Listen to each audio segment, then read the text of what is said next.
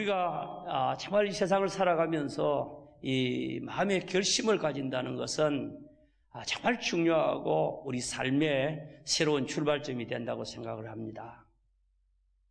칼 야스퍼스라고 하는 이와 같은 이 철학자는, 독일의 철학자는 말하기를 철학을 하는 것은 결단을 하고 결심을 하는 것이다 그랬습니다. 뭐 철학뿐이겠습니까? 인생을 살아가는 것도요, 인생을 살아가는 것도 학문을 하는 것도 다 뜻을 정하고 무엇을 할 것이냐 하는 것은 대단히 중요한 것입니다. 마음을 정하는 것.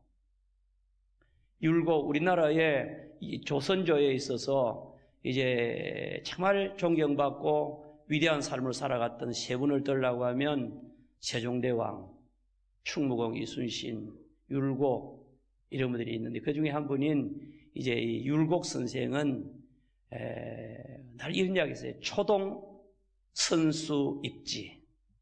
학문을 함에 있어서 공부를 하려고 하면 제일 먼저 가져야 될 것이 마음을 뜻을 정하는 거다. 그래야 공부가 된다는 거죠. 아멘. 그거 참 중요한 말이에요. 그죠? 자녀들이요, 공부를 언제 하는가 하면 내가 앞으로 무엇이 되겠다, 어떻게 살아야 돼, 뜻을 정하면 되는 거예요. 신앙생활도 마찬가지입니다. 뜻을 정해야 됩니다. 그래야 승리합니다. 다니엘도 뜻을 정하고 우상의 제물 안 먹겠다고 왕의 진미를 거부했잖아요. 승리했잖아요. 사드락과 메삭과 아벳느고 우상 숭배 안 하겠다고 결정하고 그래서 풀무불에 들어가는 것도 두려워하지 않은 거예요. 요셉이 하나님 앞에서 범죄하지 않겠다고 뜻을 정함으로 말미암아 승리한 거예요. 에스더가 자기 민족이 죽임을 당하게 되었습니다.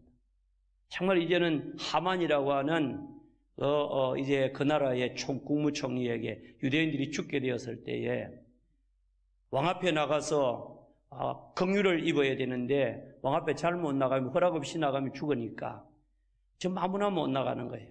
그러나 에스더가 뜻을 정하고 내가 죽으면 죽으리라 하고 그리고 기도하고 금식하고 나가서 자기 백성을 구출해냈다 그러겠잖아요.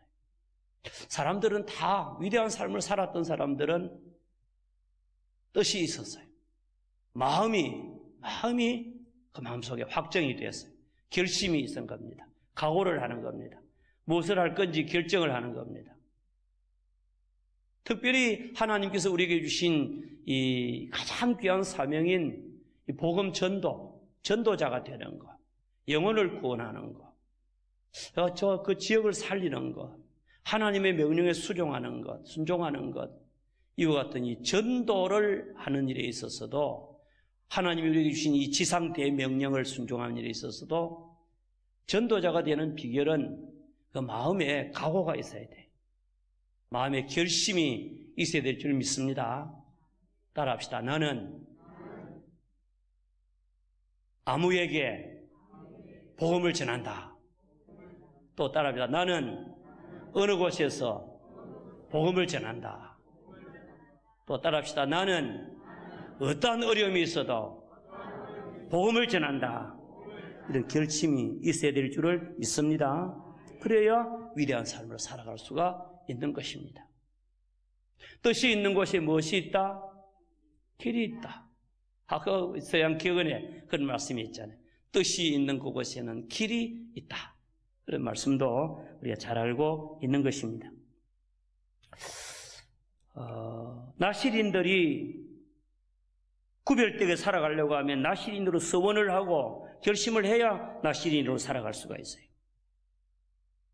이와 같이 정말 우리는 하나님 앞에서 마음을 정해야 되겠는데 특별히 우리 모두는 주님의 복음을 위한 그런 결심을 좀 하면 좋겠어요.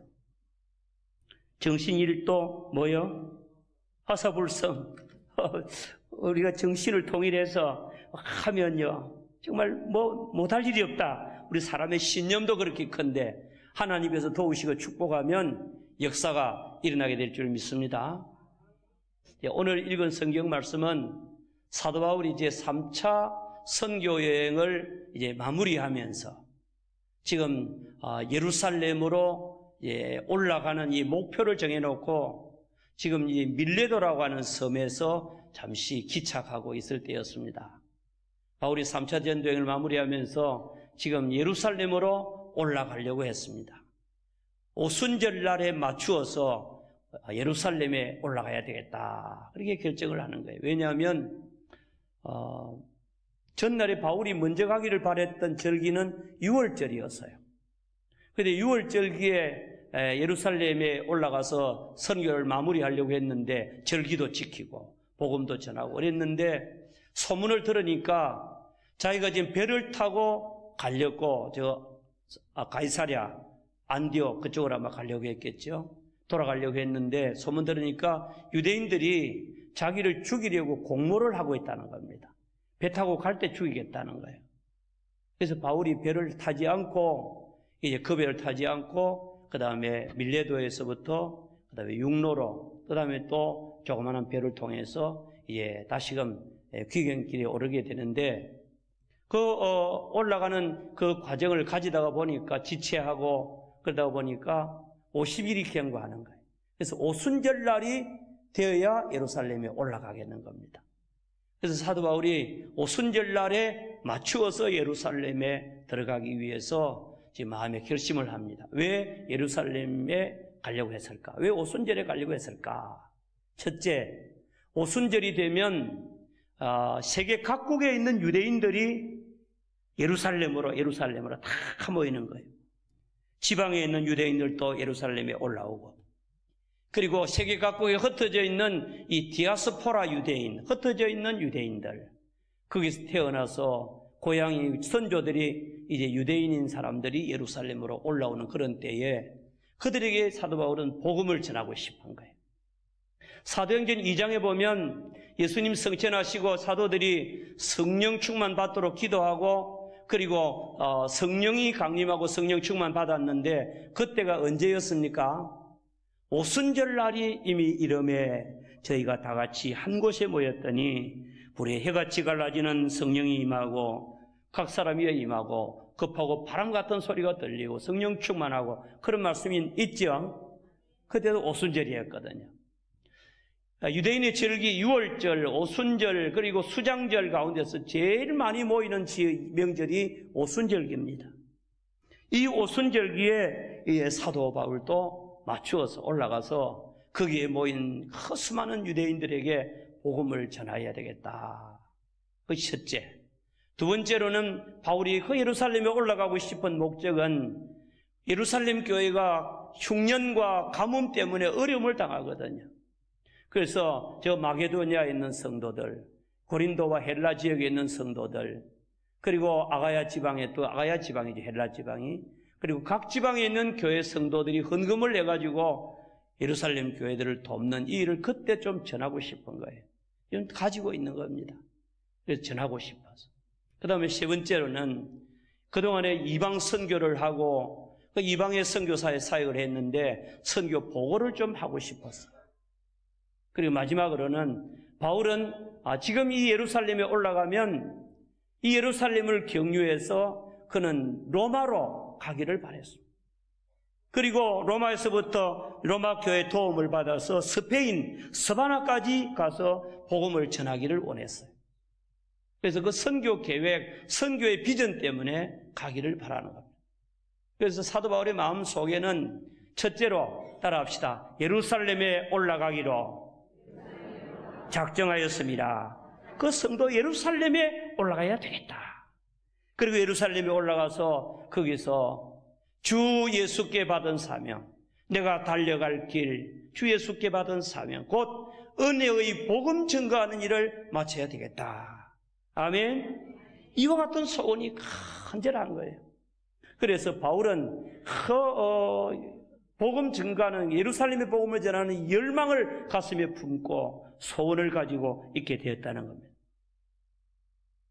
그래서 지금 이제 예루살렘에 올라가서 복음을 전하려고 하는데 그에게 몇 가지 지금 과정 속에 들으니까 예언을 하는 사람들의 말을 들으니까 여러 가지 문제가 있는 거예요. 첫째, 예루살렘에 올라가면 무슨 일을 당할는지 알지 못하노라. 오늘 본문의 말씀이었습니다. 따라합시다. 예루살렘에서 무슨 일을 당할는지 알지 못하노라. 아주 불확실한 거예요. 확실한 이와 같은 것을 우리가 원하지 않아요. 우리는 실정, 증거를 요구하고 있는데 이제 어떻게 될지 모르겠는데 불확실한 가운데서도 그는 낙심하지 아니하고 그리고 이 선교 여행을 포기하지 아니하고 올라가려고 하는 겁니다. 그리고 또 한 가지, 그가 지금 계속해서 여정을 지금 지내가면서 듣는 소문에 의하면 성령의 사람들, 성령의 은사를 받은 예언자들이 각 성에서 사도 바울에게 당신 예루살렘 올라가면 환난과 결박이 기다립니다. 따라합시다. 결박과 환난이 기다린다. 결박은 구속이란 말이죠. 묶는다는 거거든요. 환난, 고통과 고난이 기다리고 있다. 많은 예언자들이 계속해서 이야기를 하는 거예요. 바울이 이 본문을 지나서 나중에 가이사라에 또 올라갔더니 거기는 빌립 집사가 그의 네 딸과 살고 있었는데 그 집에 아가보라고 하는 이와 같은 예언자가 내려와서 또 바울의 띠를 가지고 자기에게 막 독려매면서 이 띠 임자가 이와 같이 결박을 당할 거다. 이러는 거예요. 각 성에서 예언자들이 바울이 환난과 결박을 당할 것을 말씀하는 거예요. 마치 예수님께서 예루살렘에 올라가면 대제사장과 장로들과 서기관들에게 많은 고난을 받고 그리고 죽임을 당하고 고난을 당할 것을 말씀하는 것 같이, 그럼에도 예수님께서는 십자가를 지기 위하여 예루살렘에 올라가는 것 같이 사명자로 올라가시는 거예요. 그리고 예수님께서 성천할 기약이 가까웠을 때도 예루살렘에 올라가기로 결심하였습니다. 거기서 복음 전하고 성천하시기로 인해서 올라가셨다고 말씀하기도 합니다.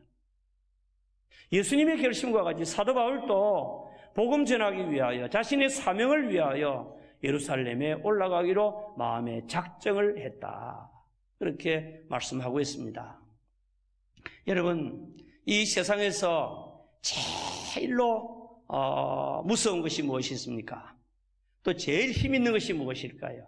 따라합시다. 죽을 각오를 하면 못할 것이 없다. 그렇지요? 성도들이요, 저와 여러분이 해야 될 가장 귀중한 일, 또 우리 교회가 감당해야 될 귀중한 사명이 있다고 하면 하나님의 은혜의 복음, 구원의 복음을 이 울산과 동구에 편만하게 증거하고 저들이 믿도록 하고 인도하고 그리고 저들에게 주님의 사랑을 알려줘야 되겠는데, 오늘 우리는 어떻습니까? 우리는 너무 연약해서 너무 우리가 주님이 맡겨주신 사명에 대해서 마음을 두지 않는 것, 그리고 혹시 우리의 마음에 마음 생각을 하지 않고 마음의 결심을 하지 않고 복음을 위해서 희생할 각오를 하지 않고 주를 위해 살아갈 수 있는 이런 결단을 하지 않기 때문에 아무것도 하지 않고 살아가지는 않습니까? 바라기는 저와 여러분들이 주님의 이 명령에 대해서 좀 아멘으로 반응하시길 바랍니다. 아멘. 좀 반응합시다. 교회 직분자쯤 되면 하나님의 명령에 예민해야 되지. 목사쯤 되면 복음에 대해서 살아있어야 되는데, 다시금 저와 여러분들과 함께 회개하면서 주님의 복음에 사로잡힌 자가 되기를 주님의 이름으로 축원합니다. 우리 모든 성도들도요, 다 내가 예수 철저히 신학적으로 그리고 논리적으로 잘 증거하지는 못해도 내가 믿는 예수님, 믿으면 구원받는 이 예수님 사랑하고 하나님의 우리를 사랑해서 보내주신 예수님, 우리가 증거하는 우리가 되어야 될 줄을 믿습니다. 우리들도 정말 이충무군과 같이 죽기로 작정하며 산다고 하는 이와 같은 이 말씀을 좀 기억하면 좋겠어요. 그죠? 이것은 비단 전쟁에서만 통하는 게 아니고 인생 만사에 이 원칙이 통하는 것 같아. 어려운 고비에 처했을 때 죽음을 각오하고 최선을 다하면 반드시 이길 수가 있습니다. 아멘. 인생의 각오 중에 죽을 각오처럼 무서운 것이 없습니다. 바울은 그래서 승리한 거예요. 저와 여러분들도 나도 주님의 복음을 위해서 한번 희생도 해보고 나도 한번 주님의 복음을 위해서 고난도 받아보고 예수 전하는 이 일을 위해서 나는 한번 어떤 이제 그것도 내가 각오하고 내 생명도 한번 바쳐본다. 그와 같은 각오를 좀 하면 하나님께서 은혜 주실 줄을 믿습니다. 우리가 용감하게 모든 일을 감당해 나갈 수 있는 줄을 믿습니다. 사측 필생. 죽기로 각오하면 산다는 겁니다. 반드시. 이 각오가 서 있느냐 안 서 있느냐 이것이 문제인 것입니다. 사생결단하는 것이 필요합니다. 저와 여러분들이 신앙생활을 하거나 사회생활을 살아갈 때요, 너무 안일하게 살면 그 삶이 깊지를 못해요. 오늘 우리 신앙인들도요, 그저 아름답게, 그저 모양 좋게, 그저 은혜 받고 그렇게만 살면 안 되는 거예요. 주를 위해서, 복음을 위해서 희생도 해보고 고난도 받아봐야 될 줄을 믿습니다. 우리가 좀 주님 위해서 좀 한번 헌신해야 되지. 정말 내 온정성을 다해서 한번 죽기로 한번 일어서야 되지. 프랑스의 유명한 인도주의 문학자 로망 롤랑은 산다는 것은 고생하는 거다, 싸우는 거다 그랬는데, 신앙생활하는 것도요, 고생하는 거예요. 주를 위해서 희생하는 거예요. 편안하게 아무 일 없이 있는 것처럼 살아가면 안 되는 거예요. 아까도 말씀한 것처럼 보통 사람처럼 시간을 죽이고 그저 낭비하고 그저 시간을 흘려보내고 하는 그런 데 시간 보내는 것이 아니고 주님 위해서 생명 구원하는 일에 사용할 수 있는 우리 모두가 될 수 있기를 바랍니다. 유명한 화가 피카소도 그랬더라고요. 예술은 슬픔과 고통 속에서 탄생한다고 해요. 여러분, 우리가 신앙생활도요, 정말 고민과 회개와 그리고 많은 시련과 아픔과 그것을 이겨나는 이와 같은 과정 속에서, 희생 속에서 아름다운 열매를 맺게 되는 줄을 믿습니다. 사도 바울이 위대한 선교사라고요, 사도 바울이 위대한 신앙인이라고요. 그렇습니다. 그의 신앙생활 철저한 투쟁이었고 경주였습니다. 그가 위대한 선교사라고요. 그는 말합니다. 거짓 선지자들이 말할 때 자기 자랑하는 말 듣고 정신없는 말을 하거니와 나는 더 자랑할 것이 있다고. 고린도 후서 11장에 보면 그가 당한 수많은 어려운 이 복음을 위한 희생들을 말씀할 때 참 눈물이 나요. 이야, 이렇게 헌신했구나. 40의 감한 매를 몇 번이나 맞고 태장으로 맞고 바다의 위험, 강도의 위험, 강의 위험, 유대인의 위험, 동족의 위험, 그리고 수많은 위험들을 당하면 굶주리고 배고프고 외롭고 고통스럽고 복음 전해서 그래서 주님의 종이 된 거예요. 우리 교회가 주님의 종, 주님이 기뻐하는 교회가 되려고 하면 이런 교회가 이런 과정을, 이런 삶을 살아야 될 줄을 믿습니다. 우리 성도 한 사람 한 사람이 이렇게 살아야 되겠습니다. 올해 2017년도 벌써 3개월 중반쯤 됐습니다. 2개월 절반 지냈습니다. 그리고 1차적으로 전도주의를 6월 4일 정했는데 12주간 정해놨는데 벌써 3주간째입니다. 아무것도 생각지 않고 막 지나갔어요. 올해 또 한 해를 또 우리가 지나가는데 올해 한 해 우리가 어떻게 살까? 충성하자. 특별히 복음을 위해서 헌신해보자. 아멘. 우리 모두가 복음을 위해서 결심하고 죽기를 각오하고 한번 그렇게 살아갈 수 있는 우리 모두가 되시기를 바랍니다. 우리 모두가 힘을 모으고 정성을 모으고 복음을 전해서 이 복음 전도가 잘 안 되는 동구 지역에 복음을 이루어내고 많은 사람을 주님 앞으로 이끌어낼 수 있는 우리 모두가 되시기 바랍니다. 전도하면 될 줄을 믿습니다. 아멘. 이야기 하나만 하고 간단한 예화 하나 들고 마치겠습니다.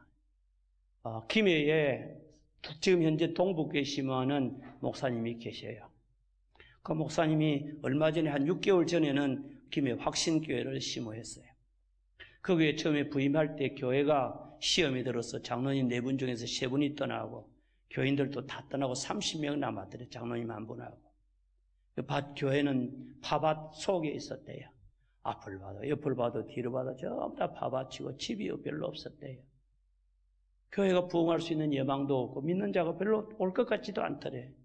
그래도 늘 기도하고 늘 복음을 전했는데 아들이 어느 날 시를 한 편 지어와가지고 아버지 내가 시를 하나 지었는데 읽어볼까요? 그러더래요. 한번 읊어볼까요? 그러더래요. 읊어보라 그랬더니 우리 집은, 우리 교회는 앞을 봐도 파받치고 뒤를 봐도 파받치고 옆을 봐도 파받치고 파받천지다 이런 게 있잖아요. 그래서 희망이 없다는 거죠. 그런 속에서 복음을 전해서 1년에 1700명씩 주님 앞으로 나오고, 아멘. 물론 다 믿은 건 아니지. 전도를 받고 나오기도 하고. 전도하면 된다. 아멘. 따라합시다. 전도의 비결은 해야 된다. 안 하면 안 되는 거예요. 아멘. 또 따라합시다. 전도에 잘 되는 비결을 한번 따라합시다. 많이 하면 많이 전도되고, 작게 하면 작게 전도되고, 안 하면 안 되고. 아멘. 우리 교회 직분자들이요, 다 앞장서서 복음 전해야 되겠습니다. 장로님들이 안수 집사님이 되어서 전도한 사람도 못하면 어떻게 하겠습니까? 권사님들이요, 전도합시다. 저도 마찬가지입니다. 아멘. 이번에 한번 정말 저희들이 일어나서 주님의 복음을 위해서 헌신함으로 주님의 교회 복음의 역사, 생명의 역사, 동굴을 살리는 역사가 일어나게 되기를 주의 이름으로 축원합니다. 아멘. 우리 모두가 다. 그래서 이 목사님께 어떤 분이 왔더래요. 목사님, 전도가 너무 어렵습니다. 그래서 밥을 한 그릇 사겠다 하더래. 추어탕 한 그릇 사가지고 사주더래. 그래서 간절하게 만나자고 그래서 만났는데, 그럼 무엇을 물어보려고 합니까? 전도하는 비결을 좀 알아보려고 그러더래요. 그래서 몇 명 전도 목표했습니까? 2명 했다 하더래. 그리고 어렵습니다 그러더래. 어렵지요.